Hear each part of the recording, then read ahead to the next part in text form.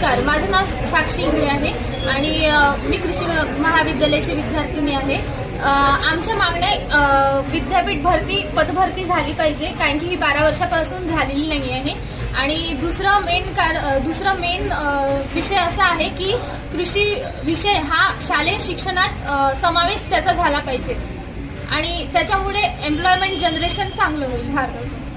हे उपोषण तसंच चालू राहणार जोपर्यंत मागण्या मान्य नाही होतील तोपर्यंत। जर इंडियन कॉन्स्टिट्यूशननुसार विद्यार्थी हे प्रेमानेच म्हणजे लढा देत आहे आणि दुसरी गोष्ट म्हणजे असं आहे की जितकं होईल तितकं आम्ही आमच्याकडून लढा देऊ आणि शांततेनेच लढा देऊ। फक्त जोपर्यंत मागण्या मान्य नाही होत तोपर्यंत पण आम्ही लढा देणार आहोत आणि शेवटापर्यंत लढा देणार आहोत। कृषी पदवीधरांच्या विविध मागण्यासाठी आम्ही आज या ठिकाणी स्पर्धा मंचच्या वतीनं हे उपोषण या ठिकाणी करत आहोत। गेल्या 3 दिवसापासून या ठिकाणी आम्ही हे बेमुदत साखळी उपोषण आम्ही या ठिकाणी करत आहोत। तर याच्यामध्ये प्रामुख्याने जी गेल्या 12 वर्षापासून रखडलेली जी विद्यापीठ पदभरती आहे ती विद्यापीठ पदभरती झाली पाहिजे। त्याचबरोबर गेल्या 20 वर्षापासून आम्ही ज्यासाठी संघर्ष करतोय असा आमचा शालेय शिक्षणामध्ये जो कृषी विषय आहे तो कृषी विषय हा समाविष्ट झाला पाहिजे।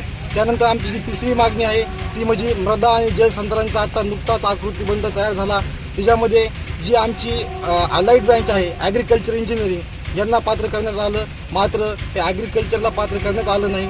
तर त्यांना पात्र केल्याबद्दल आमचा कुठल्याही पद्धतीचा विरोध नाही, परंतु आम्ही देखील त्याचाच एक भाग असल्याने ॲग्रिकल्चरला सुद्धा त्याच्यामध्ये पात्र करण्यात यावं अशा या प्रामुख्याने मागणीसाठी या ठिकाणी गेल्या 3 दिवसापासून आम्ही सर्व विद्यार्थी बेमुदत साखळी उपोषणास या ठिकाणी बसलेलो आहोत। तर विद्यापीठ प्रशासनाकडून या आंदोलनाची आम्हाला समाधानकारक तरी त्यांनी आम्हाला उत्तर दिलेलं नाही।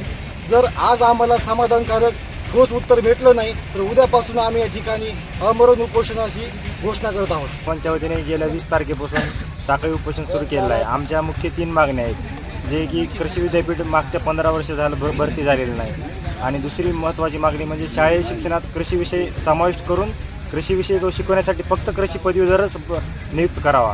की शासनाचं असं धोरण आहे की दुसरे BEd DEd धारक शिक्षक म्हणून नियुक्ती करण्यात येणार आहेत। तर ती आमच्या त्या मागणीला विरोध आहे आणि आमचे कृषी पदवीधर हे शिक्षक म्हणून नियुक्त करण्यात आले।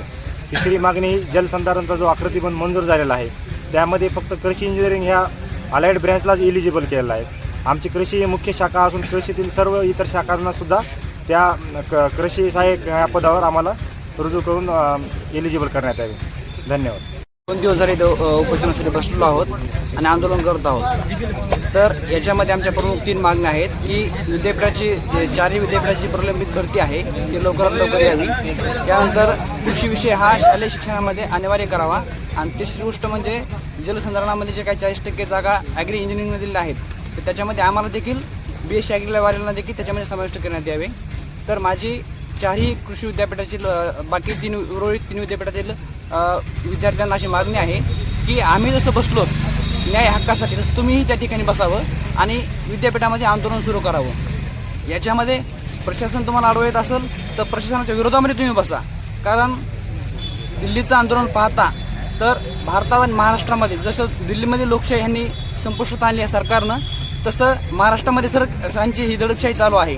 तर एक विद्यार्थी म्हणून यांच्या कोणत्याही गोष्टीला म्हणजे आहारी न जाता कोणत्याही लेटर ह्यांचं ऐकून न घेता आणि ह्यांचे लेखी जोपर्यंत यांच्याकडे येत नाही तर तोपर्यंत एकाही विद्यार्थ्याने आम्ही परभणी विद्यापीठामध्ये विद्यार्थी उठणार नाही, परंतु 3ही कृषी विद्यार्थ्यांनी इथं बसावं। मग ते कुलगुरू असेल किंवा कृषी मंत्री असेल ह्यांची आश्वासन न ऐकता लेखी येईपर्यंत कुणीही उठू नये आणि यांनी सर्वांनी मिळून या सरकारच्या विरोधामध्ये आता गेल्याशिवाय पर्याय नाही, कारण यांच्यामध्ये विरोधात गेल्याशिवाय हे आपल्याला प्रत्युत्तर देत